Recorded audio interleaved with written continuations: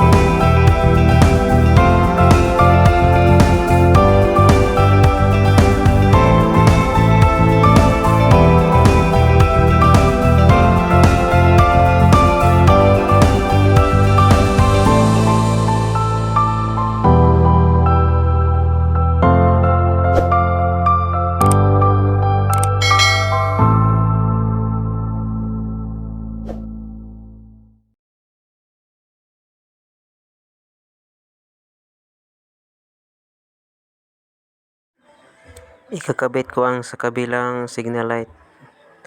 Natagalan lang kasi ako kay hindi makasya ang kaniyang bolt sa signal light at saka sa bracket. So tinanggal ko yung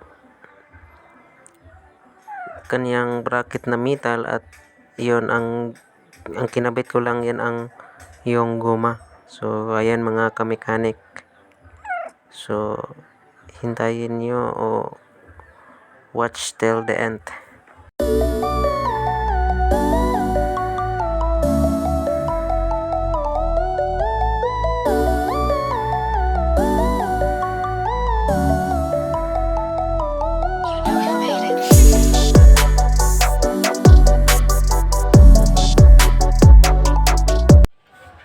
Tapos mga kamekanik, ito ay ikabit ko na, ipagdugtong ko na yung kaniyang wire sa may wire ng signal light. So tiningnan ko muna kung yan ba ang connection. Okay, umiilaw siya. Sa kabila naman, ititesting ko muna kung ganyan ba dyan ang connection. So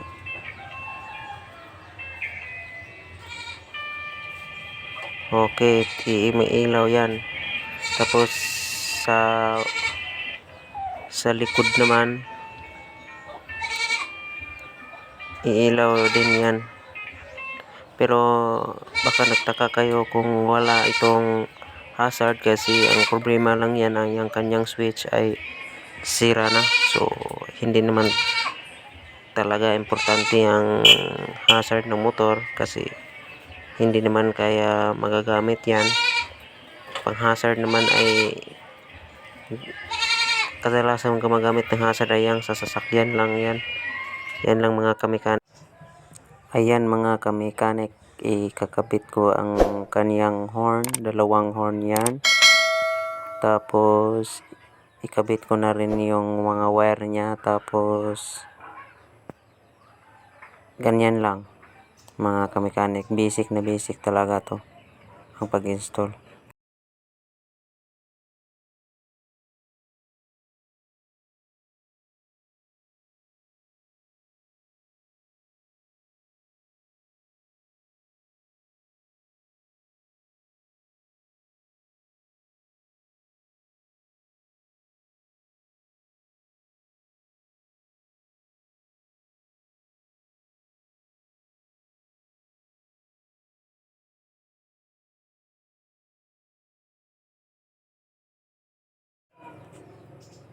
Ito na. So ikabit ko ng kanyang mga wire. Ang yellow yan ay yan ang positive at ang isang yellow yan ay yon sa ibaba.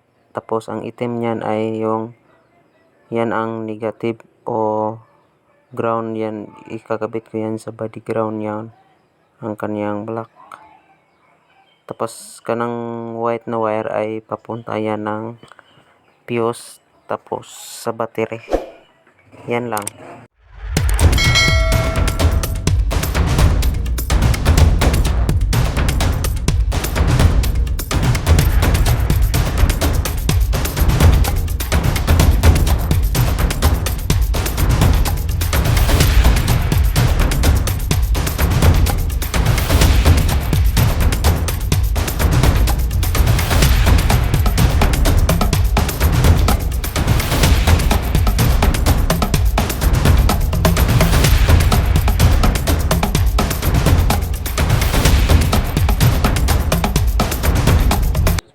I-try ko ang busina kung tutunog ba. Tunog yan. Tapos dyan tutunogin din yan. Dyan lakas ng kuryente yan, tutunog yan. So yan lang mga kamekanik, ang lakas talaga ng serbato na to. Tapos ganyan ko na lang ng diskarte kung paano ko na yun itago ang kanyang relay. So okay.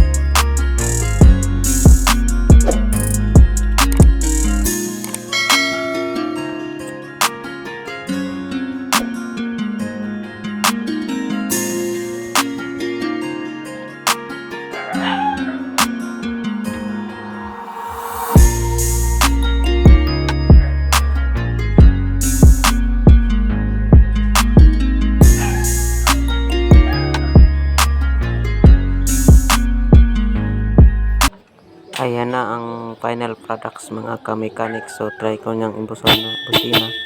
Lakas ang signal light. Umiilaw. Sa kabila umiilaw rin. So ito guys, ilaw yan sa rear, tapos sa front ilaw din yan. So ganyan lang ang pagkabit ng signal light at saka sa busina. May ilaw lang. Thank you for watching.